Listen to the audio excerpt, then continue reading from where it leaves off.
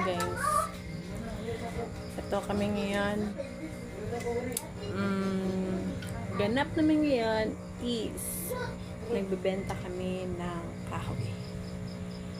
Para may pera tayo. Okay, back to you guys. Ayan na guys. Yan. Yan ang binibenta namin ngayon. Bukas i-deliver namin yan. O, diba? Yan yung mga anak ko.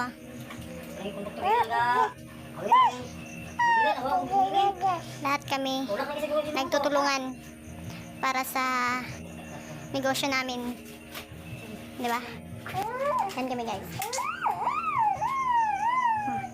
Hindi ako makatulong dahil dito guys.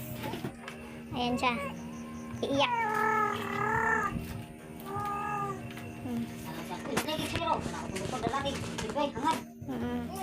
Yan sila guys. Diba? Yan. O baka ano guys, baka naman merong bibili dyan. 45 pesos lang. Ayan na, nalilimpak na namin yan. Diba? Ayan ang anak ko, ang kulit. Hindi ko maiwan. Hindi ko yan maiwan. Kaya di ako makatulong sa kanila. Okay, what's up? Oh my God, ang ganda mo anak. Manang-manak sa akin. Smile ka. Smile. Ay. Oh, yan yung anak ko.